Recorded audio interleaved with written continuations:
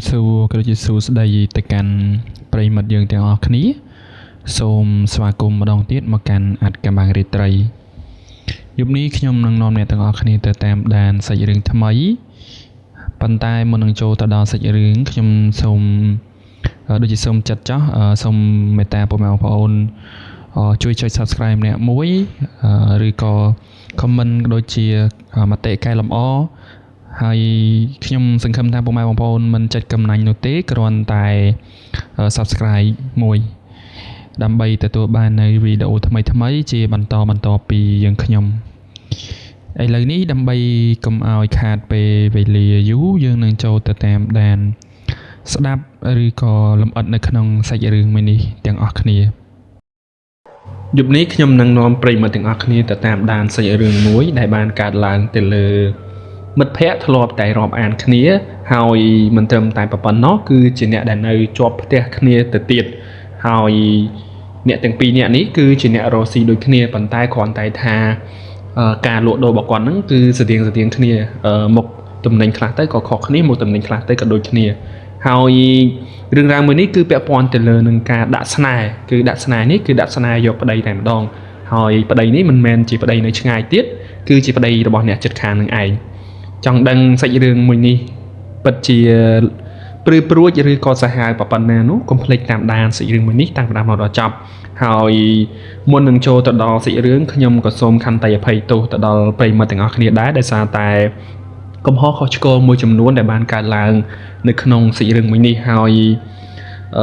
សម្រាប់សាច់រឿងមួយនេះវាអាចនឹងមិនល្អឥតខ្ចោះទេដោយសារតែខ្ញុំបាទផលិតសាច់រឿងមួយនេះគឺមកតែម្នាក់ឯងទេគឺពុំមានក្រុមការងារដែលជាអ្នកចាំ support នោះទេហើយឥឡូវនេះដើម្បីកុំឲ្យខាតពេលវេលាយូរខ្ញុំនឹងចូលទៅតាមដានលម្អិតនៅក្នុងសាច់រឿងមួយនេះដាក់ស្នេហ៍យកប្តីអ្នកជិតខាងដែលសាច់រឿងមួយនេះគឺខ្ញុំបានការចែករំលែកមកពីលោកគ្រូម្នាក់ដែលគាត់គឺជាអ្នកដោះអំពើប៉ុន្តែខ្ញុំសូមអភ័យទោសដែរខ្ញុំពុំបាននឹងបញ្ចេញឈ្មោះរបស់តួអង្គទេខ្ញុំគ្រាន់តែបញ្ចេញឈ្មោះរបស់គ្រូតែប៉ុណ្ណោះព្រោះដោយសារតែកាលណាបើខ្ញុំដាក់ឈ្មោះតួអង្គគឺនាំតែប៉ះពាល់ដល់ឈ្មោះគេប៉ុន្តែខ្ញុំនឹងដាក់ nickname ឲ្យគាត់ដើម្បីងាយស្រួលក្នុងការបកស្រាយសម្រាប់សាច់រឿងមួយនេះគឺខ្ញុំសូមនិយាយជាពីរផ្នែកទី1គឺការដាក់អំពើជាមួយនឹងប្រលឹងហើយមួយផ្នែកទៀតខ្ញុំនិយាយពាក់ព័ន្ធជាមួយនឹងការដាក់ស្នេហ៍អញ្ចឹងខ្ញុំសូមបែងចែកដាច់ព្រោះដោយសារតារឿងហ្នឹងវាពាក់ព័ន្ធជាមួយនឹងការដាក់អំពើផងហើយជាមួយនឹងការដាក់ស្នេហ៍ថែមទៀតផងលោកគ្រូអោមគាត់គឺជាអ្នកដោះអំពើមួយរូបដែលគាត់រស់នៅក្នុងទីក្រុងភ្នំពេញប៉ុន្តែមិនមែននៅទីក្រុងភ្នំពេញចំកណ្ដាលទីក្រុងទេគឺគាត់នៅជាយនៅម្ដុំសែនសុខយើងហ្នឹងហើយគាត់ពិតជាពូកែមែនទែនតាមរយៈការដោះអំពើការស្ដោះផ្លុំការគុនគូមើលហោរាការរកស៊ីអីហ្នឹងគឺគាត់ចេះធ្វើយ័ន្តធ្វើមានខ្សែកឬក៏ខ្សែកថាអីដើម្បីពាក់ការពារជំងឺដោយផ្លូវងងឹតឬក៏ដោយអំពើអំព័ន្ធណាមួយជាពិសេសនោះគាត់ចេះថែមទាំងបាលីរកស៊ីហ្នឹងឲ្យមានបានទៅទៀតហើយបើសិនជាអ្នករកស៊ីវិញយើងគឺត្រូវតែជឿហើយមិនមែនថាមិនជឿនោះទេគឺគេហៅថាអាគមសមយោនោះតែងតែទៅរកគ្រូដើម្បីធ្វើខ្សែកថាដើម្បីពាក់ឬក៏មានយ័ន្តណាមួយដើម្បីដាក់នៅមុខផ្ទះឬក៏អីហ្នឹងដើម្បីទទួលបាននៅសុខសេរីហើយថែមទាំងទទួលបាននៅមកចូលទិញថែមទៀតផងហើយលោកគ្រូតែងតែទទួលព្យាបាលមើលមនុស្សទូទៅមិនថាស្រីឬក៏ប្រុសនោះទេហើយពាក់ព័ន្ធជាមួយនឹងជំងឺដែលលោកគ្រូព្យាបាលហ្នឹងគឺតែងតែទទួលបាននៅការជោគជ័យហើយទទួលបាននៅសេចក្តីសុខទៀតផងហើយជាពិសេសគាត់តែងតែជួយគេជាពិសេសអ្នកលក់ដីលក់អីហ្នឹងតែងតែទៅរកលោកគ្រូអោមហ្នឹងដើម្បីឲ្យមើលដើម្បីឲ្យគាត់នឹងទុះទាយថែមទាំងឲ្យលាភសក្ការៈទៅលោកគ្រូថែមទៀតផងប៉ុន្តែលោកគ្រូគាត់គឺជាមនុស្សម្នាក់ដែលពុំសូវចង់បាននៅលាភសក្ការៈប្រហែលទេគាត់រៀនមកគឺគាត់រៀនពីគ្រូគាត់មកគាត់ថាគាត់គ្រាន់តែចង់ជួយទៅកាន់អ្នកដែលអត់តែប៉ុណ្ណោះហើយបើសិនជាអ្នកមានហើយពេលខ្លះគាត់ពុំសូវចង់ជួយទេគឺដោយសារតែដំណំរបស់គាត់មួយហ្នឹងគឺគាត់ចូលចិត្តជួយទៅដល់អ្នកក្រីក្រជាពិសេសអ្នកអត់អ្នកខ្សត់អីហ្នឹងគឺក្រៅតែពីលោកគ្រូទទួលដោះអំពើឬក៏អីហ្នឹងគាត់តែងតែមានកម្មវិធីសប្បុរសធម៌អីដើម្បីទៅជួយអ្នកក្រីក្រផងដែរហើយសម្រាប់រឿងរ៉ាវមួយនេះដែលគាត់បានចែករំលែកមកនេះគាត់ថារឿងរ៉ាវមួយនេះបានកើតឡើងកំឡុងឆ្នាំ 15គឺពេលហ្នឹងជាពិសេសសម្បូរណាស់អ្នកលក់ដីអ្នកលក់អីហ្នឹងគឺកំពុងតែដើរមែនតើដីយើងនៅក្នុង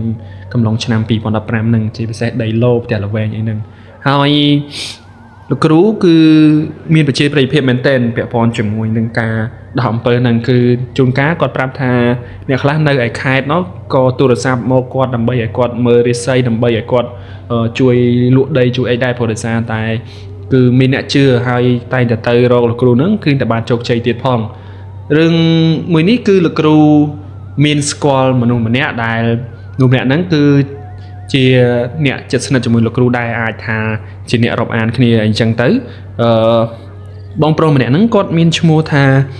បងវីយ៉ូគាត់គឺជាអ្នករាប់អានជាមួយនឹងលោកគ្រូដែរហើយគាត់តែងតែទៅជួបលោកគ្រូជារៀងរាល់មួយខែម្ដងឬក៏អីហ្នឹងតែងតែទៅលេងលោកគ្រូហើយព្រោះដោយសារតាបងវីយ៉ូហ្នឹងគាត់គឺជាអ្នករកស៊ីហើយជាពិសេសគាត់ជឿខ្លាំងមែនទែនទៅលើអារឿងអំពើផ្លូវងងឹតអីហ្នឹងការស្ដោះផ្លុំអាគមអីហ្នឹងគឺគាត់ជឿខ្លាំងមែនទែនហើយតាក់ទិនទៅនឹងការជឿនឹងដែរគាត់បានប្រាប់មកលោកគ្រូថាគាត់មានប្អូនស្រីម្នាក់ដែលរស់នៅក្នុងម្ដុំចិត្តព្រែកភ្នៅយើងនេះហើយគាត់ថាគាត់ចេះតែឆ្ងល់មូលហេតុអីបានប្អូនស្រីរបស់គាត់ហ្នឹងពីមុនមករកស៊ីមានបានម្លេះហើយរកស៊ីយូរទៅចេះតែជួបរឿងរកម្មរកុសជាមួយនឹងគ្រួសារបើមិនប្តីឈឺក៏កូនឈឺបើមិនអញ្ចឹងទេក៏គ្រួសារខ្លួនឯងហ្នឹងប្រពន្ធហ្នឹងក៏ឈឺដែរប្អូនស្រីគាត់អីហ្នឹងហើយពេលហ្នឹងគាត់ពីមុនគឺគាត់អត់ចាប់អារម្មណ៍ថាចង់ទៅជួបលោកគ្រូអោមហ្នឹងដើម្បីឲ្យជួយមើលទេប៉ុន្តែដោយសារតែរឿងរ៉ាវឆ្លោះទាស់ទែងគ្នាហ្នឹងវាកាត់ឡើងញឹកញាប់ពេកសឹងតែមួយខែអីឆ្លោះ3ទៅ4ដងអីបាត់ទៅហើយទន្ទឹមនឹងការឆ្លោះអញ្ចឹងហើយក៏បងវីយ៉ូហ្នឹងគាត់នឹកឃើញដល់លោកគ្រូអោមនេះក៏បានទៅលេងលោកគ្រូអោមហ្នឹងក្នុងគោលបំណងថាមិនមែនចង់ទៅមើលនោះទេគ្រាន់តែទៅលេងអញ្ចឹងទៅព្រោះដល់រដូវយើងមានផ្លែទុរេនផ្លែអីហ្នឹងគឺគាត់យកទៅជូនលោកគ្រូអោមហ្នឹងហើយឆ្លៀតទៅលេងផងណាមួយគឺគាត់បានធ្វើដំណើរកាត់ម្ដុំកន្លែងអាស្រមរបស់លោកគ្រូអោមហ្នឹងផងដែរហើយពេលដែលបងវីយ៉ូចូលទៅដល់កន្លែងលោកគ្រូអោមហ្នឹងគាត់ពុំបាននឹកឃើញថាចង់ទូទាយឲ្យប្អូនគាត់ទេប៉ុន្តែគឺពេលហ្នឹងគាត់បានទៅដល់ជួបនឹងមនុស្សម្នាក់ផ្សេងដែលមករកលោកគ្រូអោមហ្នឹងហើយក៏បានប្រាប់រឿងរ៉ាវទៅគឺស្តៀងទៅនឹងរឿងរ៉ាវប្អូនរបស់គាត់ហ្នឹងហើយអញ្ចឹងហើយក៏គាត់ចាប់អារម្មណ៍ត្រង់ហ្នឹងដែរព្រោះតែសារប្អូនគាត់ក៏កើតរឿងរ៉ាវស្តៀងអ្នកដែលទៅមើលជាមួយនឹងគ្រូអោមហ្នឹងហើយគឺជាពិសេសនោះអាឆ្លោះគ្នានឹងទៀតមួយខែហ្នឹង3ទៅ4ដងអីហើយគ្រូសារហ្នឹងចេះតែឈឺពីមនុស្សម្នាក់ទៅមនុស្សម្នាក់ហើយការរស់ស៊ីហ្នឹងក៏ពុំសូវឡើងដែរគឺរស់ស៊ីពុំសូវបានកាក់កបទេហើយពេលហ្នឹងក៏បងវីយ៉ូហ្នឹងគឺបានសួរលោកគ្រូអោមហ្នឹងថាលោកគ្រូជួយទស្សទាយឲ្យប្អូនខ្ញុំមើលថាតើប្អូនខ្ញុំហ្នឹងវាមានរឿងរ៉ាវដូចម្ដេចឬក៏វាត្រូវពាក់ព័ន្ធជាមួយនឹងអំពើរបស់គេដែរឬក៏យ៉ាងម៉េចបានវាចេះតែពុំស្រួលនៅក្នុងគ្រួសារហើយងាកឈឺទៅទៀតអញ្ចឹងលោកគ្រូហ្នឹងក៏បានឲ្យខ្សែកមួយខ្សែដែលបញ្ចុះអាឋានហ្នឹងហើយបានប្រាប់បងវីយ៉ូនឹងថាឥឡូវវីយ៉ូឯងសាកយកខ្សែកដែលខ្ញុំបញ្ចុះនេះទៅឲ្យប្អូនស្រីវីយ៉ូឯងពាក់សាកមើលទៅបើមានអាការៈចម្លែកអីវីយ៉ូឯងចាំតាក់ទងមកខ្ញុំនឹងប្រាប់តទៅទៀតអញ្ចឹងបងវីយ៉ូគ្រាន់តែបានខ្សែកពីលោកគ្រូអោមឲ្យមកហ្នឹងក៏ពុំបានមានចិត្តសង្ស័យឬក៏អីដែរគឺភ្លាមហ្នឹងគឺបានយកខ្សែកហ្នឹងមកឲ្យប្អូនស្រីរបស់គាត់ដែលប្អូនស្រីរបស់គាត់ហ្នឹងឈ្មោះថាបងមានហ្នឹងគាត់ជាអ្នករកស៊ីលក់ដូរមួយដែរនៅខាងព្រែកភ្នៅហើយគាត់រកស៊ីកាលពីមុនហ្នឹងរកស៊ីលក់ដាច់ប៉ុន្តែតាំងតែពីមានមនុស្សម្នាក់ទៀតដែលមករកស៊ីលក់ដូរក្បែរកន្លែងគាត់ហ្នឹងគឺចាប់ពីពេលហ្នឹងមកគឺគាត់រកស៊ីអត់សូវមានទេហើយពេលហ្នឹងក៏ទៅដល់ជួបបងវីយ៉ូហ្នឹងយកខ្សែកហ្នឹងទៅជួបបងមានដែលជាប្អូនស្រីរបស់គាត់ហ្នឹងក៏បានជួបជាមួយនឹងប្តីបងមានហ្នឹងដែរឈ្មោះថាបងរ៉ាក់ហើយពេលហ្នឹងបងមានហ្នឹងក៏ទទួលខ្សែកពីបងវីយ៉ូហ្នឹងហើយបងវីយ៉ូក៏ប្រាប់ថាអ្នកអូនណែយកខ្សែកហ្នឹងទៅពាក់ទៅដើម្បីសុំសេចក្តីសុខព្រោះបងបាន một bị cừu đây còn ở pram thà cừu na thế còn thà ban một bị cừu đập bay ấy đập bay cà phê phồn ai mới tới đôi chia chư ở xa chư na không cừu xa nắng hay cà rô xi nắng có vùng xây cả cọp đây chẳng hỏi bên nắng bồng miên nắng còn tôi sai coi bong ví dụ nắng và tôi bây giờ tôi sai con nắng hỏi cứ gọi toàn bẹ phim tề có do sai con nắng tới đạn từ lơ hưng đai chỉ hưng rồi bỏ bụng mà đai có rút chỉ riêng rồi ngày sau rồi có riêng rồi dục ấy nắng cứ có cho tập tục nằng hỏi có cho màu vĩnh riệp trong bài tập chung khi học chung khi bên nắng có bàn hai bong ví dụ nắng ai nên nắng sân làm bài học bài của được xa bong phải ổn dù mà chung khi mà đòn tề rồi bên nắng có bong ví dụ nắng sẽ mẹ tha nơi sầm ra học bài nâng mà là nghĩ sân trong bài là nghĩ hỏi ban trình từ tiệp bảo quạt rồi và to bị bài là nghĩ ấy hỏi nắng bong ví dụ nắng có ban lìa ôn thay nâng ôn luôn ai nắng tờ một tiệp bồ đề san tại tiệp là bỏ bong ví dụ nắng quạt nơi khang mặt đồng bậy liệp ấy nọ chẳng hỏi bà thua đầm na tới cứ lấy tầm mũi tề hay chứng có tờ lọc từ tiệp tới hay nơi p đại cho sầm ra nắng cứ đại sa tập pe dục nắng cứ thầm đá có ở chập ở rầm tha nâng trong pe sai con nâng tê bàn tay nơi pe để con dục sầm ra nắng có mi là rầm tha play đại trong khuôn bảo con vì muốn mót ấy thế con tay nơi pe đại dục sai con nâng châu trong te liếm cứ bồng miên nắng con chập đa miên ở cà rạ để tới đôi chỉ cả đa cả ho cả hai nữa trong khuôn đôi chỉ mình sọc xua sao chạy tay rồi xe so chừng tới có call tôi được sắp tới bong bảo quát bong video nữa call tới từng dục tại một đòn và hai chỉ màu đập mùi dục có bàn call xua tha alo bong mà sao mấy bằng ai vô sai co mà bị ná bóng con tại do mà đã không thể không liếm á cứ không dục nắng không mình toan ăn sầm ra phong ngày mưa màu đập muối con tại không đã có ba đo nói cứ luôn bảo không nó đây có ho cả hai tại một đòn một ngày mới hay bên nắng bong video của xua tha ấy cho sai có nữa ai vô tại đã nền ná với có tha nhóm vô tại đạn này lỡ hăng để nhóm cả rộp ro ngại nâng hay nhóm sầm rác các bài nâng đài để không một tụng một kia nâng chẳng có bong video nắng có và tôi bị bật tuột sắp hái cứ quạt bàn tê lực ru áo từng chụp tèm đòn hỏi bên nắng bong video nắng bàn khó tuột sắp lực ru áo nắng có bàn xua tha alo lực ru mà sao mấy nhóm bàn vô sai co vì lực ru nắng từ ao phải ôm xây bọc nhóm hỏi dục nắng cứ có ở toàn man vẽ sai con nâng tề quật con tại vô sai con nắng tại đạn này lờ hấn hỏi con tại quật cho sầm rác dục nắng cứ miền nào rong thang đã có ho cả hai trong luôn khó play bị thò mà đa tèm đâu con tại bong video rồi đọc vào nắng lục ru áo quật vô dịch ở đây và đòi phố quật đằng thá không luôn rồi bong miền nắng và hai chỉ miền ấy hay đái khó bị thò mà đa pro đại sa tái ba mà nút thò mà đá quật pét cứ bồng miền cả đây có ho cả hai rồi còn tiền tên là không luôn tê và hai chỉ miên ấy lơ vì nắng là không luôn rồi bỏ bồng miên năng hai chẳng lực ru nắng có quạt pram tha đang ngay mình ấy tê video anh pram quạt tới tha ở ấy tê sai con nắng ai tục nắng tới thấy ai quạt sầm rã từ trăm và lầm láng ai quạt vô sai con nắng bẹt là lơ luôn quạt từ chẳng bong video nó có ban bật tờ sáp vì lực ru ảo nâng mốt bán kho tờ lóp mỏi và ôn quạt đại nơi khang break này nè bong miên này chẳng có ban kho một vinh phim tha mình ai tê bong man tê su kru hái quạt tha sai co nắng viên bùng miên bẹ pon ai chỉ mùi nâng riêng ai tê chẳng ôn ai tục sai co nâng tới trăm và lầm láng ôn ai ngớp máu mũi tật mũi ấy hái bệ ba tôm lúa ôn ai sập pe bay đón hái vô sai con mà bẹ co màu hay thá xong rồi cái đây sọc xong ai ai cruza sọc bay từ chẳng và thọ pin nắng bong miến quạt có bật tờ sáp vì bằng video nông tới có cho sầm rạ từ hai vào đây bảo quạt bằng rạ nắng có ọt chạp ở rằm ấy đài pro đại sa quạt ở đằng rương ấy thì chẳng có tam sát tập ở pôn nâng tề hái có bằng miến nắng sầm rạ từ và lầm láng quạt bàn ngợp máu bao sầm áp te bao sầm hạt ấy nắng bao tộp lụa bạc ấy tới có bàn mùi tật mùi ấy hái có từ vô ạc sai co đại bằng video prap nắng còn cho mà pẹt nâng co còn tại pẹt đo nâng co phim á cứ đăng mày ấy prey mặt chứ cứ bên nâng cốt đai cả ho cả hai sân tái tên đôi chi mà nó đại dân slo chim chẳng á prey mặt cứ quạt tha bảo bạn nơi mình tên bên nâng hái co bên nâng co bong video nâng គាត់បានទូរស័ព្ទមកបងអូនគាត់ពេលព្រឹកហ្នឹងទូរស័ព្ទមកបងមានហ្នឹងថាមិនដែរពេលដែលពាក់ខ្សែកហ្នឹងតែបងមានហ្នឹងក៏អត់បានលើកទេគាត់ឲ្យបងរ៉ាក់ដែលជាប្តីរបស់គាត់នេះលើកអញ្ចឹងបងរ៉ាក់ហ្នឹងក៏បានប្រាប់ទៅបងវាយល់នោះថាបងព្រឹកមិញហ្នឹងប្រពន្ធខ្ញុំបានធ្វើតាមបងឯងប្រាប់កាលពីយប់ហ្នឹងណាហើយគាត់បានយកខ្សែកយកអីហ្នឹងមកពាក់នៅលើខ្លួនប៉ុន្តែវាមានរឿងចម្លែកភ្លាមហ៎បងគឺគ្រាន់តែពាក់ភ្លាមប្រពន្ធខ្ញុំក៏ដើរអន្ទះអន្ទែងប្រៀបដូចជាមនុស្សដែលខ្មោចចូលអញ្ចឹងបងហើយឥឡូវហ្នឹងគាត់នៅសង្ងំតែក្នុងបន្ទប់ហ្នឹងគឺគាត់មានចេញក្រៅទេហើយខ្ញុំទេអ្នកនៅចាំបើកតូបបើកអីហ្នឹងអញ្ចឹងគ្រាន់តែឮប៉ុណ្ណឹងបងវាយោក៏បានខលទូរស័ព្ទទៅលោកគ្រូអោមភ្លាមខលទៅលោកគ្រូអោមប្រាប់ទៅតាមរឿងរ៉ាវដែលបានកើតឡើងហ្នឹងអញ្ចឹង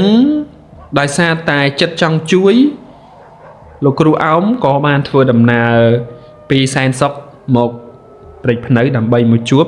បងមានហើយជួនជាពេលហ្នឹងក៏បងវិយោគាត់មកជាមួយដែរហើយគ្រាន់តែមកដល់ភ្លាមគឺ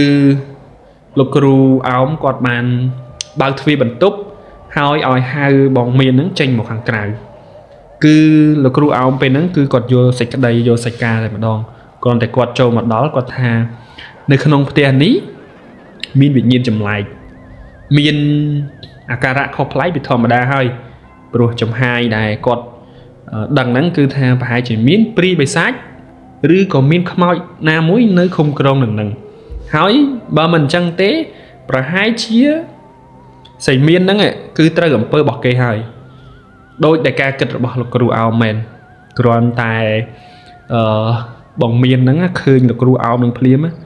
គឺពេលហ្នឹងខ្លួនរបស់គាត់ហ្នឹងកញៀមកញ្ញាំដៃហើយចេះតែកហឹមថែមទៀតផងហើយចេះតែមើលមុខលោកគ្រូអោមនឹងសម្លឹងឡើងលើចុះក្រោមឡើងលើចុះក្រោមពីពេលហ្នឹងលោកគ្រូអោមហ្នឹងក៏គាត់បានដករបស់មីអ្វីមួយយ៉ាងចេញពីក្នុងថង់យាមរបស់គាត់ហ្នឹងយកមកសង្កត់ក្បាលរបស់បងមានហ្នឹងហើយពេលហ្នឹងគឺបងមានហ្នឹងស្រែកតែម្ដងស្រែកដូចជាមនុស្សត្រូវភ្លើងឆេះអញ្ចឹងស្រែកហើយថាក្តៅណាស់ក្តៅណាស់ក្តៅណាស់ប៉ុន្តែអត់ព្រមចេញពីក្នុងខ្លួនទេលោកគ្រូអោមគាត់ថាឥឡូវវិញ្ញាណឯងព្រមចេញពីក្នុងខ្លួនគេទេហើយអាវិញ្ញាណដែលនៅក្នុងខ្លួនរបស់បងមានហ្នឹងក៏វានិយាយថាអញមិនចេញអញចង់សម្លាប់វាហើយចង់ធ្វើអីអញហើយលោកគ្រូអោមក៏បាននិយាយថាឥឡូវអញសួរឯងថាឯងមកពីណាមូលហេតុអីបានឯងមកនៅក្នុងខ្លួនរបស់គេហ្នឹងឯងចង់បានអីបានឯងមកនៅក្នុងខ្លួនគេហ្នឹងពេលហ្នឹងអាវិញ្ញាណខ្មោចហ្នឹងវាអត់ប្រាប់ទេគឺវាខ្លាំងមែនតើវាអត់ព្រមចុះញោមចាញ់លោកគ្រូអោមហ្នឹងទេអញ្ចឹងហើយលោកគ្រូអោមហ្នឹងក៏បានខលទូរស័ព្ទទៅកាន់គ្រូរបស់គាត់ម្នាក់ទៀតដែលជាគ្រូធំរបស់គាត់នោះបានសួរថាឥឡូវលោកគ្រូខ្ញុំជួបរឿងរ៉ាវមួយឯលោកគ្រូគឺវិញ្ញាណខ្មោចមួយដែលវានៅសន្ធិដ្ឋក្នុងខ្លួនគេហើយឥឡូវនេះវាអត់ព្រមចេញទេខ្ញុំព្យាយាមប្រើវាតាមធម៌ត្រជាក់ដែរឲ្យវាចេញតាមស្រួលគ្រាន់តែបន្លាចវាខ្លះគឺវាអត់ចេញទេព្រោះខ្ញុំអត់ចង់ប្រើធម៌ក្តៅទេបើសើធម៌ក្តៅអាចនឹងប៉ះពាល់ដល់រូបមនុស្សដែលគេនៅរស់នេះដែលវាចូលសន្ធិដ្ឋនេះអញ្ចឹងហើយគ្រូរបស់លោកគ្រូអោមម្នាក់ទៀតហ្នឹងគាត់ក៏បានប្រាប់ថាឥឡូវឯងយកបទាលមួយទៅបុកទៅឲ្យមនុស្សនឹងផឹកទៅបើវាមិនព្រមចេញទៀតចាំប្រើវិធីសាស្ត្រផ្សេងហើយបន្ទាប់ពេលហ្នឹងទៅក៏បានធ្វើតាមវិធីសាស្ត្ររបស់លោកគ្រូអោមប្រាប់យកបទាលមួយហ្នឹងមកបុកឲ្យផឹកបុកឲ្យផឹកហើយគឺអត់ព្រមចេញទៀតអញ្ចឹងហើយពេលហ្នឹងក៏លោកគ្រូអោមប្រាប់ថាឥឡូវមានវិធីសាស្ត្រមួយទៀត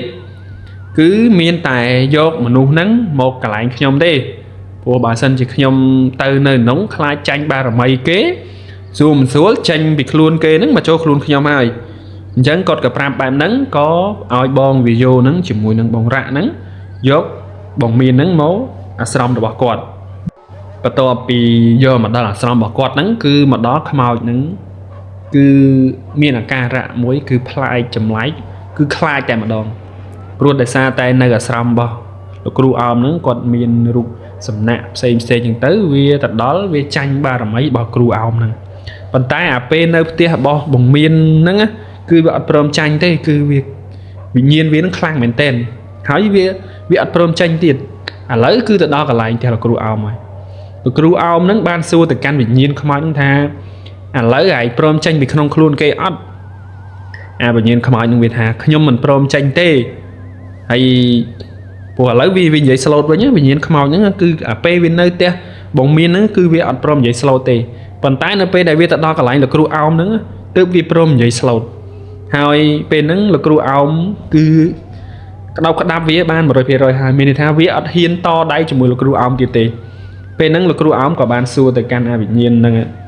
xua thà lấy hải màu pì nà ná bạch chi hải màu cứ việt thà vì ở hiên prap tê pro bà sân chỉ việt prap kê đừng thưa bạp vía hai là kêu ao của ban xua và tham tiệt thà lấy hải chi bị nhiên không ai bảo phết ấy kê bà này tranh kê nâng việt tha vía cứ chia bị nhiên không ai muối đại tài tàu cứ bên nắng vía bán slap rồi thằng chả chó nơi tam play chiếtហើយជួនជាពេលហ្នឹងមានគ្រូម្នាក់ហ្នឹងមកខាប់បលឹងរបស់វាហ្នឹងយកទៅទុកក្តោបក្តាប់ទុកបញ្ជាក្នុងការដើរធ្វើអ្នកដតីហើយគ្រូហ្នឹងក៏មិនមែនគ្រូអន់ដែរគឺជាគ្រូខ្លាំងហើយវាថាវាស្លាប់ដោយសារគ្រោះថ្នាក់ចរាចរណ៍ហ្នឹងមិនមែនស្លាប់តែវាទេគឺវាស្លាប់ទាំងប្រពន្ធទាំងកូនវាផងទាំងអស់3នាក់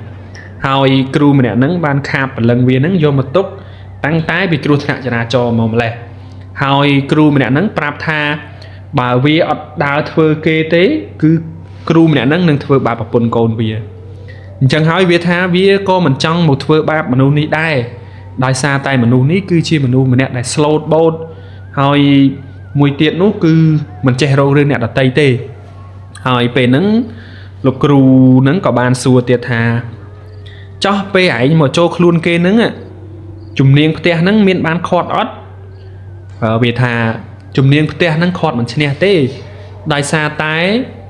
បារមីដែលគ្រូបជាវាមកនេះគឺវាខ្លាំងពេកអញ្ចឹងហើយសំបីតែជំនាញផ្ទះអរុកអរិយអ្នកតាតែថែរក្សាផ្ទះហ្នឹងក៏ទប់មិនជាប់ដែរអញ្ចឹងហើយបានជីវិញ្ញាណវាមកចូលក្នុងខ្លួនហ្នឹងហើយពេលហ្នឹងលោកគ្រូហ្នឹងក៏សួរបន្តទៀតថាឥឡូវអ្នកបជាឯមកហ្នឹងអ្នកនៅឯណាប៉ុន្តែខ្ញុំសូមអត់ជម្រាបថាជាអ្នកណាទេដូចខ្ញុំជម្រាបប្រាប់បងប្អូនដំបូងអញ្ចឹងប៉ុន្តែខ្ញុំនឹងដាក់ nickname គាត់ថាម្នាក់ហ្នឹងឈ្មោះបងសំណាងបងស្រីសំណាងហ្នឹងគាត់ជាមេម៉ាយហើយមេម៉ាយហ្នឹងមេម៉ាយប្តីស្លាប់ចោលទៀតអញ្ចឹងក៏សួរដែរថាឥឡូវម្នាក់ហ្នឹងនៅឯណាហើយខ្មោចហ្នឹងវាប្រាប់ថាម្នាក់ហ្នឹងនៅក្បែរផ្ទះរបស់គាត់ហ្នឹងទេមិនមែននៅឆ្ងាយទេហើយក៏បានបន្តទៀតថាឥឡូវម្នាក់ដែលទៅធ្វើឯងហ្នឹងណាមិនដែរមូលហេតុអីបានធ្វើឯងឲ្យឯងមកចូលខ្លួនគេហ្នឹងវាបានប្រាប់ថាគឺដោយសារតែម្នាក់ហ្នឹងរស់ស៊ីមានជាងវាចឹងហើយបានជាវាបជាឲ្យមកធ្វើហើយម្យ៉ាងទៀតណាប្រិមិត្តគឺអាការដាក់ស្នេហ៍ហ្នឹងតាមដៃខ្មោចនឹងវាប្រាប់វាថាអ្នកដែលទៅឲ្យគ្រូនឹងធ្វើអំពើនឹងមកដាក់បងស្រីមានហ្នឹងគឺមិនបានឲ្យលុយទេគឺឲ្យខ្លួនតែម្ដងឲ្យខ្លួនប្រាណហ្នឹងទៅគ្រូនឹងដែលដាក់អំពើហ្នឹងគឺម្នាក់ហ្នឹងសាហាវគឺជាស្ត្រីមេម៉ាយហើយថែមទាំងធ្វើរឿងនឹងទៀតហើយអញ្ចឹងហើយបានជីវាចូលនៅក្នុងខ្លួននឹងហើយវាថាវានឹងសម្លាប់បងស្រីនឹងចោលដើម្បីអីដើម្បីលួងលោមប្តីរបស់បងមានហ្នឹងយកមកធ្វើជាប្តីរបស់គាត់ហើយចុះគាត់ថាបើសិនជាហើយកាច់គេអញ្ចឹងហាក់ខ្លាចបាបទេហីវាថាវាក៏ខ្លាចបាបដែរប៉ុន្តែដូចតែវាប្រាប់អញ្ចឹងវាថាដោយសារតែគេចងបលឹងវារួចហើយគឺបើសិនជាវាមិនធ្វើចឹងទេគឺប្រពន្ធនិងកូនរបស់វានឹងគឺត្រូវគេបំផ្លាញវិញ្ញាណចោលមិនអាចទៅចាប់ជាតិអស់មួយជីវិតអញ្ចឹងហើយមានតែវាបខំចិត្តដើម្បីដើរទៅធ្វើបាបអ្នកដទៃអញ្ចឹងហើយអ្នកដែលធ្វើបាបហ្នឹងប្រិមិត្តគឺគេឲ្យមើលរូបថតទៀតថាមនុស្សម្នាក់ហ្នឹងមែនដែលបជាឲ្យមកវាថានឹងហើយមនុស្សម្នាក់ហ្នឹង ហើយម្នាក់ហ្នឹងក៏មិនមែនអត់ដែរគ្រូហ្នឹងគឺគ្រូខ្លាំងតែម្ដងសាហាវតែម្ដងហើយគោលដៅដែលគ្រូនឹងដាក់អំពើមកហ្នឹងគេថាឲ្យធ្វើតែត្រឹមរយៈពេល1ឆ្នាំទេព្រោះដោយសារគេអត់ចង់ធ្វើភ្លាមឲ្យងាប់ភ្លាមទេគឺគេចង់ធ្វើសន្សំតែម្ដងប្រៀបដូចជាមនុស្សនឹងឈឺមានន័យថាគេធ្វើឲ្យមានហេតុការណ៍មួយដែលបានកាត់ឡើងថាបងមីហ្នឹងត្រូវឈឺដេកនឹងកន្ទេលរាប់ឆ្នាំអីចឹងទៅដើម្បីកុំឲ្យមានការសង្ស័យថាធ្វើភ្លាមងាប់ភ្លាមអញ្ចឹងបើសិនជាធ្វើភ្លាមងាប់ភ្លាមគេនឹងគិតថាបងមានហ្នឹងប្រហែលជាត្រូវរបស់អ្នកនេះត្រូវរបស់អ្នកនោះហើយបានវាស្លាប់ភ្លាមហើយពេលហ្នឹងគឺដូចតែខ្ញុំនិយាយចឹងគឺគេធ្វើដាក់បន្តិចម្ដងហើយមួយឆ្នាំគេកំណត់ថានឹងឲ្យបងមានហ្នឹងត្រូវតែស្លាប់តែម្ដងពេលហ្នឹងបងបើសិនជាបងវាយោអត់បានមកជួបលោកគ្រូនឹងចៃដន្យទេគឺពេលហ្នឹងបងមានហាក់ជាត្រូវស្លាប់បាត់ហើយពេលហ្នឹងបន្ទាប់ពីលោកគ្រូអោមនឹងសួររឿងរ៉ាវដែលបាន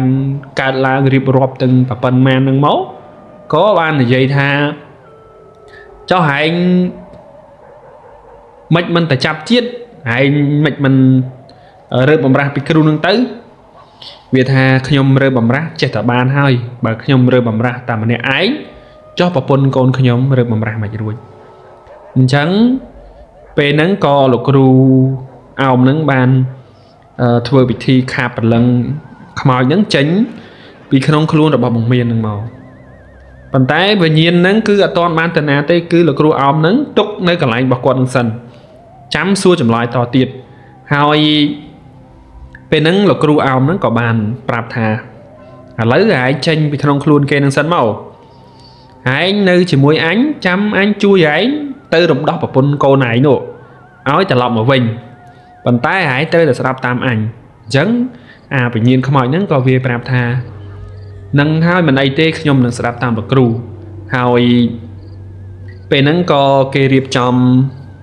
ដាក់បងមានហ្នឹងឲ្យសម្រាប់ឲ្យអីទៅហើយលោកគ្រូហ្នឹងក៏បន្តសួរអាខ្មោចហ្នឹងទៀតថាចោះប្តីគេឯងមានបានធ្វើអំពើអីប្តីគេអត់បានជាប្តីគេស្អប់តែប្រពន្ធគេអញ្ចឹងពេលហ្នឹងអាខ្មោចហ្នឹងក៏វាថាប្តីរបស់គាត់ហ្នឹងខ្ញុំមិនបានធ្វើអំពើអីទេព្រោះដោយសារតែខ្ញុំបានតែចូលខ្លួនប្រពន្ធគាត់ទេប៉ុន្តែប្តីរបស់គាត់ហ្នឹងគឺត្រូវស្នេហ៍របស់គេដែលគេដាក់នៅក្នុងម្ហូបអាហារឬក៏ផ្លែឈើហ្នឹងដែលយកមកឲ្យហ្នឹងចាប់តាំងពីថ្ងៃអាស៊ីផ្លែឈើហ្នឹងមកគឺបងរ៉ាក់ហ្នឹងគ្រាន់តែឃើញមុខប្រពន្ធគឺសឹងតែស្អប់ដូចជាមនុស្សដែលមានគំនុំតាំងពីប្រហែលឆ្នាំមុនឬក៏តាំងពីជាតិមុនអញ្ចឹងឃើញមុខប្រពន្ធហ្នឹងចេះតែអត់បានទេចេះតែមួម៉ៅចេះតែវាយនេះវាយនោះហើយជាពិសេសដើរលេងដាច់យប់អត់ដើរចូលផ្ទះទេសឹងតែរៀងរាល់សប្តាហ៍បើចូលផ្ទះវិញគឺយប់តែម្ដងគ្រាន់តែឃើញមុខប្រពន្ធកូនហ្នឹងគឺស្អប់បាត់ទៅហើយដូចជាមានគំនុំដូចខ្ញុំនិយាយអញ្ចឹងបន្ទាប់មកគ្រូក៏សួរទៅថាឥឡូវហើយដឹងអត់ថាប្តីគេនឹងត្រូវស្នេហ៍តាំងតែពីពេលណាវាថាត្រូវស្នេហ៍តាំងតែពីពេលដែលវាមកចូលខ្លួនរបស់ប្រពន្ធបងរ៉ាក់ហ្នឹងគឺពេលហ្នឹងទី1គេដាក់ស្នេហ៍ឲ្យបងរ៉ាក់នឹងស្រឡាញ់ទី2គេដាក់របស់ហ្នឹងដើម្បីឲ្យហូបដើម្បីឲ្យខ្ញុំមកចូលខ្លួនរបស់ប្រពន្ធគេនេះហើយតាំងតែពីពេលហ្នឹងបងរ៉ាក់ហ្នឹងគឺអត់ដែលមានពេលណាដែលសប្បាយចិត្តទេគឺចេះតែស្អប់ប្រពន្ធនឹងរហូតហើយការរស់ស៊ីគឺអត់ឡើងទេគឺមកបាំងមកដូចជាមានអីបិទចិត្តអញ្ចឹងពីមុនធ្លាប់តែមានម៉ួយមកច្រើនដល់តែពេលចុងក្រោយគឺអត់មានម៉ួយទេហើយទន្ទឹមនឹងអត់ម៉ួយហើយលុយដែលលក់បានហ្នឹងតែងតែយកពីប្រពន្ធហ្នឹងយកទៅដើរចាយជាពិសេសគឺដើរចាយ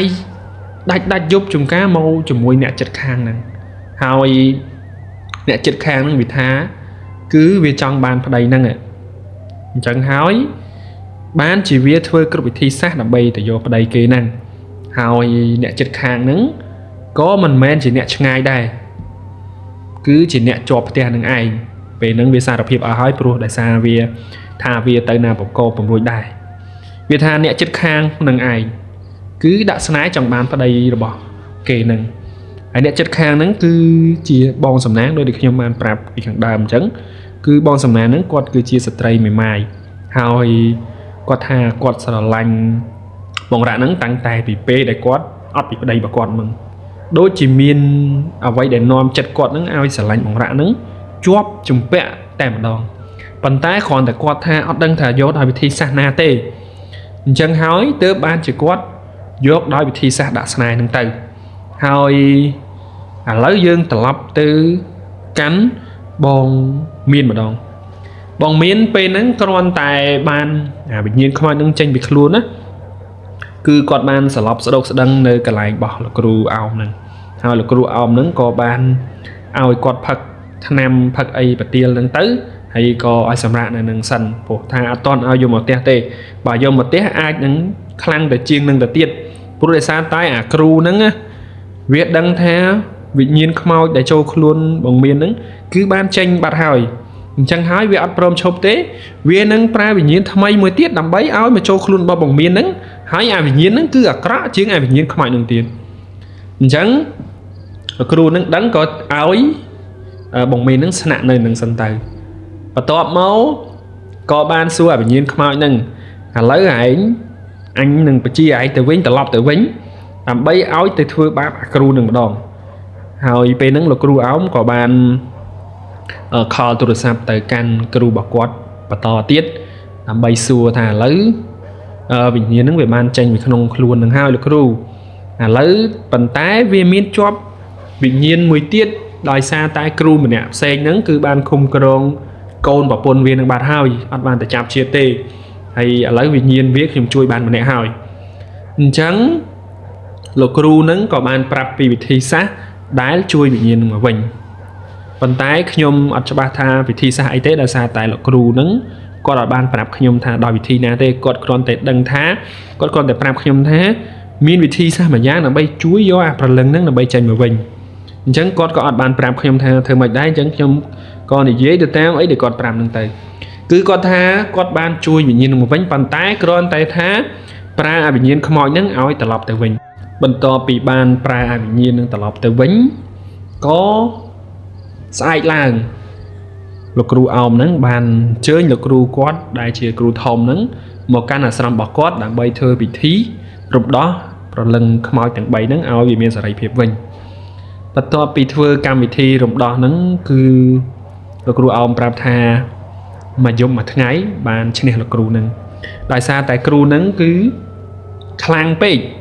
គាត់2នាក់ហ្នឹងទប់ទល់សឹងតែមិនចង់រួចទេប៉ុន្តែចុងក្រោយគាត់នៅតែទប់ទល់បានគឺយកឈ្នះតែម្ដងហើយយកឈ្នះនេះបើគាត់ថាបើសិនជាពុំមានការចេះដឹងជ្រៅជ្រះជាងលោកគ្រូខាងនោះទេគឺគាត់ប្រហែលជាត្រូវបាត់បង់ជីវិតបាត់ហើយពេលហ្នឹងគឺគាត់ថាលោកគ្រូខាងនោះគឺបានចាញ់គាត់ហើយប៉ុន្តែនៅពេលដែលចាញ់ហ្នឹងគឺបែកបាត់ហើយគ្រូនោះគាត់ថាគឺបានคล้ายជាមនុស្សវិកលចរិតលែងដឹងអីបាត់ហើយព្រោះតែដោយសារតែគាត់ទី1គាត់ធ្វើអំពើអាក្រក់ផងហើយមួយទៀតអាកម្មពៀដែលគាត់បានធ្វើអំពើអាក្រក់ហ្នឹងគឺបាន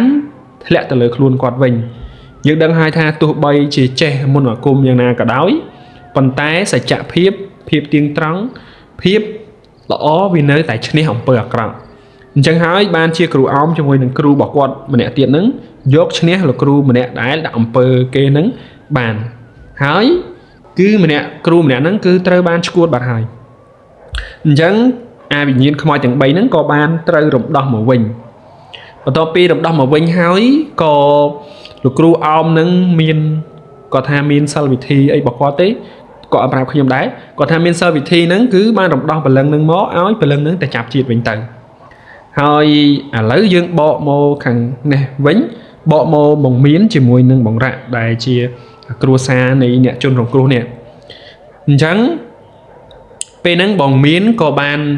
ជានាវិញទៅហើយបងរ៉ាក់ហ្នឹងក៏លោកគ្រូអោមហ្នឹងដោះអំពើដោះអីហ្នឹងឲ្យលែងត្រូវស្នេហ៍របស់គេទៀតហើយបន្ទាប់ពីលែងត្រូវស្នេហ៍ហ្នឹងក៏គាត់បានអញ្ជើញលោកគ្រូអោមហ្នឹងដើម្បីទៅធ្វើពិធីនៅផ្ទះរបស់គាត់ដើម្បីដោះរិស័យអញ្ចឹងលោកគ្រូអោមក៏បានត្រឡប់ទៅផ្ទះរបស់បងមានភាសាទៀតគ្រាន់តែត្រឡប់ទៅដល់គាត់ថាក្នុងផ្ទះហ្នឹងមានវិញ្ញាណខ្លាំងជាងវិញ្ញាណខ្មោចហ្នឹងមួយទៀតដែលនៅសន្ធិដ្ឋហ្នឹង គាត់ថាគ្រាន់តែគាត់ចូលទៅដល់ភ្លាមរុញគាត់ពីក្រៅពីក្នុងផ្ទះហ្នឹងឡើងអុកក្តិតនៅនឹងមុខផ្ទះហ្នឹងតែម្ដងពេលហ្នឹងគាត់ថាទម្រាំតែឈ្នះខ្មោចហ្នឹងគាត់អុកក្តិតឡើង 3-4 ដងគឺវិញ្ញាណហ្នឹងគាត់ថាវិញ្ញាណខ្លាំងណាស់វិញ្ញាណហ្នឹងគឺជាវិញ្ញាណមួយដែលរត់ចេញពីកន្លែងគ្រូមួយដែលត្រូវបែកហ្នឹងវារត់មកនៅហ្នឹងដោយសារអីដោយសារតែអ្នកដែលនៅជាប់ផ្ទះបងមាននឹងបងរ៉ាក់នេះបងសំណាងនេះគឺពេលហ្នឹងមិនគាត់បានដាក់ស្នេហ៍មកលើបងរ៉ាក់ហើយប្រើថែមទាំងដាក់អំពើមកលើបងមានហ្នឹងគឺគាត់បានឲ្យខ្លួនប្រាណទៅលោកគ្រូមួយហ្នឹងដើម្បីដោះដូរជាការដោយកអំពើហ្នឹងហើយគឺអាវិញ្ញាណខ្មោចអាក្រក់ហ្នឹងគឺវាមកតាមចងបងសំណាងនេះព្រោះថាវាអត់នៅជាមួយនឹងលោកគ្រូម្នាក់ទៀតនោះទេគឺវាមកតាមគ្រូវាមកតាមបងសំណាងហ្នឹងហើយចឹងហើយបានវាមកនៅជាមួយបងសំណាងហ្នឹងបន្ទាប់មកបងសំណាងហ្នឹងគឺគាត់អត់នៅផ្ទះហ្នឹងទេប៉ុន្តែអាវិញ្ញាណហ្នឹងគឺវានៅហ្នឹងដើម្បីអីដើម្បីវិរារាំងគ្រូហ្នឹងហើយគ្រូហ្នឹងដឹងគឺពេលហ្នឹងបន្ទាប់ពីអាវិញ្ញាណខ្មោចទាំងប្រមាណហ្នឹងដែលវាចេញពីគ្រូម្នាក់ទៀតហ្នឹងគឺវាមកនៅមួយបងសំណាងនេះបាត់ហើយ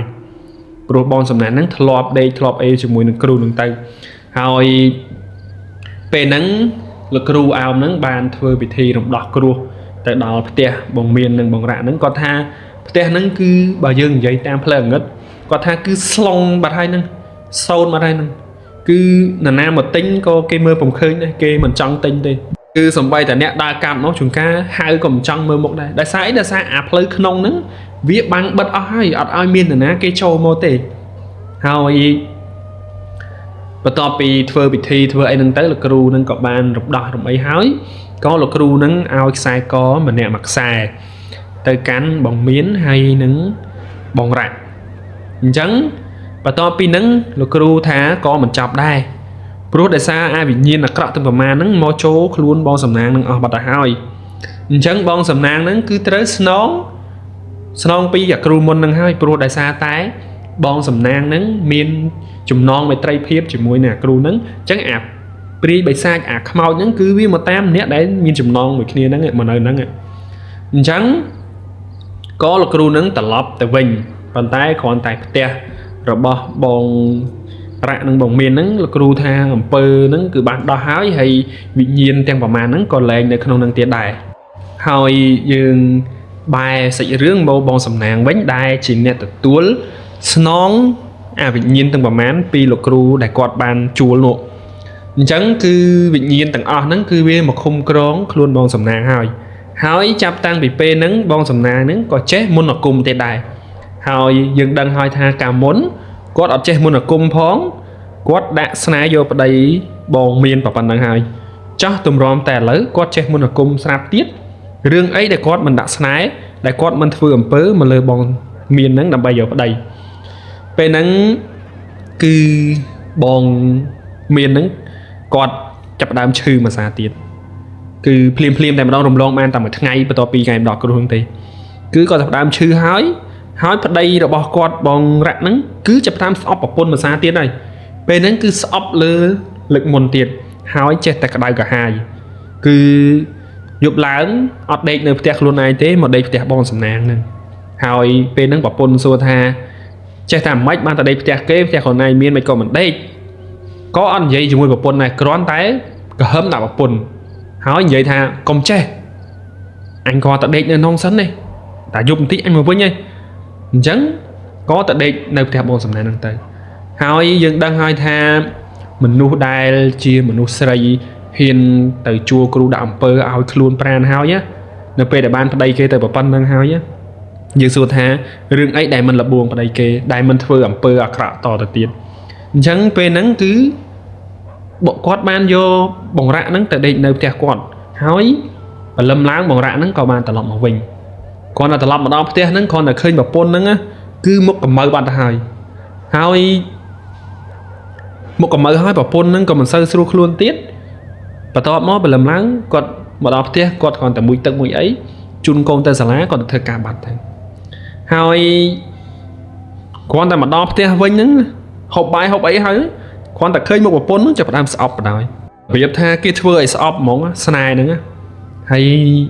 អញ្ចឹងអារឿងហ្នឹងវាមិនចំទេគឺបងសំណាងហ្នឹងនៅតែបន្តដាក់ស្នេហ៍បងរ៉ាក់ហ្នឹងឲ្យចំណៃអីគាត់ហូបអញ្ចឹងទៅហើយគឺបងសំណាងហ្នឹងគឺព្យាយាមតាមលួងលោមបងរ៉ាក់ហ្នឹងរហូតពេលហ្នឹងបងរ៉ាក់ហ្នឹងចាប់ផ្ដើមងឹបងល់ស្រឡាញ់គាត់បាត់ទៅហើយដែលសារតែស្អប់ប្រពន្ធស្អប់កូនហ្នឹងគាត់នៅឃើញអត់បានទេពេលហ្នឹងបងមានគាត់ក៏បានទូរស័ព្ទទៅបងវីយ៉ូដែលជាបងប្រុសរបស់គាត់ហ្នឹងបានទូរស័ព្ទទៅប្រាប់ពីរឿងរ៉ាវដែលបានកើតឡើងអញ្ចឹងទៅពេលហ្នឹងក៏បងវីយ៉ូហ្នឹងគាត់តាក់ទងទៅលោកគ្រូអោមនឹងភាសាទៀតហើយបានប្រាប់តាមរឿងរ៉ាវដែលបានកើតឡើងចំពោះប្តីរបស់គាត់នឹងទៅហើយរឿងរ៉ាវប្អូនគាត់ទៅប៉ុន្មានដែលបានជួបហ្នឹងក៏បងវីយ៉ូហ្នឹងប្រាប់ទៅកាន់លោកគ្រូអោមហ្នឹងអញ្ចឹងលោកគ្រូអោមហ្នឹងប្រាប់ថាឥឡូវវីយ៉ូឯងយកទឹកមុននេះទៅឲ្យប្អូនវីយ៉ូឯងផឹកសិនទៅឲ្យសេមានហ្នឹងផឹកសិនទៅដើម្បីអីដើម្បីការពារអាអំពើហ្នឹងវារាលដាលតទៅទៀតហើយអាប្តីនោះឲ្យវាត្រូវស្នេហ៍សិនទៅវាមិនអីទេព្រោះដែលថាស្នេហ៍ហ្នឹងគឺវាមិនមែនដាក់ឲ្យស្លាប់ទេបាទប្អូនវីយ៉ូឯងនេះបានគេដាក់ឲ្យស្លាប់អញ្ចឹងបងវីយ៉ូហ្នឹងក៏បានយកទឹកយកអីមុនហ្នឹងយកមកឲ្យបងមាននឹងផឹកបន្ទាប់ពីផឹកទឹកនឹងហើយក៏បានរៀងសះស្បើយហើយក៏លោកគ្រូអោមនឹងខលព្យាយាមខលទូរស័ព្ទមកសួររហូតហើយពីមួយថ្ងៃទៅមួយថ្ងៃចេះតែអីក៏លោកគ្រូអោមនឹងសម្រាប់ថាឥឡូវយកខ្សែកថានេះមកខ្សែទៅដើម្បីយកទៅពាក់ទៅវាការពារអំពើអំព័ន្ធព្រោះដោយសារតែអំពើវាមិនមែនចេះតែចូលរហូតនោះទេលុះត្រាតែថ្ងៃណាមួយយើងរិស័យយើងដាក់បានវាធ្វើចូលប៉ុន្តែបើរិស័យយើងឡើងគឺវាមិនចូលទេអញ្ចឹងក៏បានយកខ្សែចកេះយកអីមកទៅក៏មួយរយៈហ្នឹងបងមានហ្នឹងអត់មានបញ្ហាអីកើតឡើងទេហើយបងរ៉ាក់ហ្នឹងក៏មួយរយៈហ្នឹងគឺទៅរស់នៅជាមួយនឹងបងសំណាងនឹងបាត់ទៅហើយគឺប្រពន្ធហ្នឹងរស់នៅតែជាមួយកូនហ្នឹងទេហើយពេលហ្នឹងលោកគ្រូហ្នឹងក៏បានប្រាប់ថាឥឡូវវិធីសាស្ត្រមានតែមួយយ៉ាងទេឲ្យស្រីមានហ្នឹងគាត់រស់នៅនឹងបន្តទៅហើយលោកគ្រូហ្នឹងនឹងឲ្យបងវីយ៉ូហ្នឹងហៅបងរ៉ាក់ហ្នឹងមកអាស្រមរបស់គាត់មកគ្រាន់តែមកដល់អាស្រមនឹងភ្លាមណាធម្មតាមនុស្សត្រូវស្នេហ៍គេវាអត់ដឹងខ្លួនទេបងប្អូនអញ្ចឹងទៅដល់ភ្លាមលោកគ្រូនឹងសួរថាឥឡូវរ៉ាក់ឯងមិនផ្ទះមានមិននៅប្រពន្ធមានមិនយកបែរជាទៅយកប្រពន្ធគេបែរជាយកអ្នកផ្សេងហើយពេលហ្នឹងបងរ៉ាក់នឹងគាត់ថាខ្ញុំមិនបានយកអ្នកផ្សេងណាហើយខ្ញុំស្រឡាញ់គេបានខ្ញុំយកគេប្រពន្ធខ្ញុំអស់ចិត្តហើយបានខ្ញុំអត់យកអញ្ចឹងមិននិយាយលោចឹងទៀតហើយពេលហ្នឹងលោកគ្រូហ្នឹងក៏មិនមាត់ដែរគ្រាន់តែពេលហ្នឹងលោកគ្រូនឹងយកវត្ថុមួយយកមកសកត់ពីលើក្បាលរបស់បងរ៉ាក់ហ្នឹងគឺបងរ៉ាក់ហ្នឹងស្រែកតែម្ដងស្រែកដូចជាមនុស្សយើងត្រូវគេដុតអញ្ចឹងហើយពេលហ្នឹងលោកគ្រូថាក្នុងខ្លួនបងរ៉ាក់ហ្នឹងគឺត្រូវវិញ្ញាណឃុំក្រងបាត់ទៅហើយប៉ុន្តែគ្រាន់តែថាវិញ្ញាណហ្នឹងមិនមែនជាវិញ្ញាណបិសាចដែលមកធ្វើអាក្រក់ឲ្យបងរ៉ាក់នឹងស្លាប់ទេគ្រាន់តែវិញ្ញាណហ្នឹងមកបង្វែរអារម្មណ៍បង្វែរផ្លូវចិត្តបង្វែរការគិតបងរ៉ាក់ហ្នឹងឲ្យទៅជាមនុស្សអ្នកផ្សេងដែលលែងគិតខ្វល់ខ្វាយពីប្រពន្ធកូនប៉ុន្តែមកខ្វល់ខ្វាយជាមួយនឹងបងស្រីសំណាងនេះវិញអញ្ចឹងបន្ទាប់ពីយកវត្ថុអីមួយយ៉ាងដាក់លើក្បាលរបស់បងរ៉ាក់ហ្នឹងហើយក៏គាត់សង្កត់សូត្របាលីថែមទៀតទៅក៏បានសួរអាវិញ្ញាណហ្នឹងថាឥឡូវឯងមកពីណាវិញ្ញាណហ្នឹងអាវិញ្ញាណហ្នឹងក៏បានប្រាប់ថាខ្ញុំត្រូវបានគេបញ្ជាមកទេខ្ញុំមិនមែនមកដោយឯងទេហើយខ្ញុំក៏មិនមែនជាមនុស្សអាក្រក់អីដែរខ្ញុំគឺជាវិញ្ញាណល្អទេ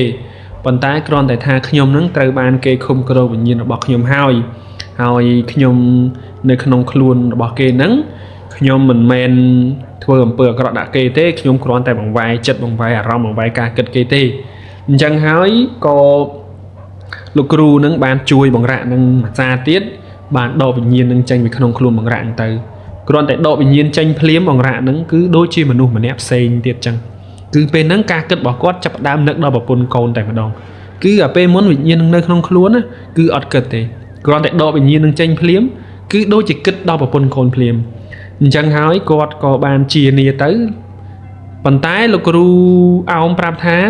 បើសិនជាចេញកណ្ដោយកូននៅតែត្រូវរបស់គេដែរអញ្ចឹងក៏បានឲ្យទឹកប្រទាលហ្នឹងផឹកមកកែវទូចហើយនឹងឲ្យខ្សែកកថាមួយដើម្បីពាក់នៅក្នុងខ្លួនហើយឲ្យការពារដើម្បីកុំឲ្យត្រូវស្នេហ៍របស់បងសំណាងនឹងទៀតពេលហ្នឹងក៏លោកគ្រូបានផ្ដាំបងរ៉ាក់នឹងដែរថាពេលដែលត្រឡប់ទៅដល់ផ្ទះវិញធ្វើអាការៈធម្មតាទៅកុំធ្វើរឿងរ៉ាវអីដែលវាខុសប្លែកពីអាការៈហ្នឹងហើយត្រូវចាំថាពេលហ្នឹងលោកគ្រូហ្នឹងឲ្យប្រទាលនឹងទៅហើយត្រូវព្យាយាមគោរពប្រទាលនឹងមែនទែនហើយគាត់បានប្រាប់ទៀតថាវិញ្ញាណនឹងក៏លែងចូលដែរហើយចាប់ពីថ្ងៃហ្នឹងទៅបើសិនជានរណាគេធ្វើស្នេហ៍មកដាក់រឯងទៀតណាគឺនឹងត្រូវឡងទៅវិញហើយព្រោះពេលហ្នឹងលោកគ្រូហ្នឹងក៏គាត់ខឹងដែរថាមិនព្រមឈប់ពីមុនហើយរហូតមកដល់ឥឡូវនៅតែតាមឈ្នានីសគេទៀតអញ្ចឹងនៅពេលដែលដាក់មកលើកហ្នឹងគឺត្រូវនឹងឡងទៅវិញហើយដូចដែលលោកគ្រូគិតទុកមែនគឺទៅមកដល់ផ្ទះបងរ៉ាក់ហ្នឹងគឺគាត់លក្ខណៈថាទោះបីលោកគ្រូប្រាប់មិនក៏គាត់នៅតែមានចិត្តមួយដែលស្រឡាញ់ប្រពន្ធកូនដែរព្រោះគាត់បានអវិញ្ញាណនោះបានចេញហើយអញ្ចឹងគាត់មកដល់ផ្ទះហ្នឹងគាត់រៀងលោកអើនមួយប្រពន្ធកូនហ្នឹងក៏បងសំណាងហ្នឹងលបមើលបងសំណាងលបមើលក៏ឆ្ងល់ថាមូលហេតុអីក៏រត់ដងអត់អញ្ចឹងទេរត់ដងស្អប់ប្រពន្ធកូនបែរមកដល់វគ្គនេះគឺមកស្រឡាញ់ប្រពន្ធកូនវិញអញ្ចឹងគ្រាន់តែប៉ុណ្្នឹងបងសំណាងហ្នឹងរត់ចូលទៅក្នុងបន្ទប់របស់គាត់ភ្លាមចាប់ផ្ដើមសូត្រមន្តអាគមបាលីគាថាគាត់ហ្នឹងដើម្បីដាក់ស្នេហ៍មកកាន់បងរ៉ាក់នឹងទៀតហើយពេលហ្នឹងគាត់សូត្រផ្លុំដាក់ជាមួយផ្លែឈើគាត់យកផ្លែឈើហ្នឹងមកឲ្យបងរ៉ាក់នឹងហូបប៉ុន្តែបងរ៉ាក់ហ្នឹងមកដល់ដោយសារតែគាត់ដឹងថាប្រហែលជាពេលហ្នឹងគឺបងសំណាងហ្នឹងដាក់ស្នេហ៍គាត់ទៀតហើយអញ្ចឹងគាត់ក៏បានយកអាផ្លែឈើទាំងប្រអស់ដែលបងសំណាងឲ្យហ្នឹងយកទៅចាក់ចូលនៅក្នុងប្រគុណដែលយើងបាត់ជើងធំនេះប៉ុន្តែគ្រូសំណាងហ្នឹងគាត់អត់ដឹងថាបងរ៉ាក់និងបងមានហ្នឹងយកអាផ្លែឈើឲ្យហ្នឹងយកទៅចាក់ចូលក្នុងប្រគុណទេគាត់ស្មានថាបងរ៉ាក់ហ្នឹងហូបអាផ្លែឈើហ្នឹងបាត់ហើយបន្ទាប់មកក៏គាត់បងសំណាងហ្នឹងមកលបមើលទៀតថាហេតុអីគាត់អត់មានឃើញអាការៈប្លែកអញ្ចឹងដោយសារតែចិត្តទ្រាំពំបានក៏ប្រើស្នេហ៍តែម្ដងប្រើបែបមកផ្លូវអាងឹតតែម្ដងគឺពេលហ្នឹងគឺបានបញ្ជាវិញ្ញាណឲ្យមកចូលខ្លួនរបស់បងរ៉ាក់នឹងទៀតប៉ុន្តែយើងដឹងហើយថាកាលមុនលោកគ្រូអោមនិយាយឲ្យថាឲ្យអាខ្សែកហ្នឹងមកពាក់បើសិនជាមានវិញ្ញាណអីដែលមកអាក្រក់ទៀតគឺនឹងត្រូវឡងទៅវិញហើយគឺពេលនេះឡងប៉ិតមែនបងប្អូនគឺវិញ្ញាណហ្នឹងបានឡងពីខ្លួនរបស់បងរ៉ាក់ហ្នឹងទៅចំខ្លួនរបស់បងស្រីសំណាងហ្នឹងវិញគឺភ្លាមហ្នឹងបងស្រីសំណាងហ្នឹងបានស្រែកឡូឡាពេញនៃផ្ទះតែម្ដងហើយពេលហ្នឹងផ្អើលដល់បងរ៉ាក់អីប្រពន្ធបងរ៉ាក់ហ្នឹងរត់ទៅមើលដែរនៅសុកហ្នឹងក៏ផ្អើលទៅហើយក៏បានមើលសភាពរបស់បងស្រីសំណាងហ្នឹងគឺคล้ายទៅជាមនុស្សដែលលែងដឹងអីបាត់ហើយ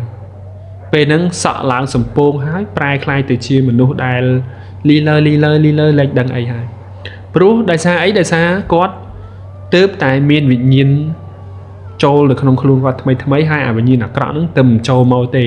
ពីមុនមកក៏គាត់អត់មានទេព្រោះពីមុនមកគាត់ជាមនុស្សធម្មតាហ្នឹង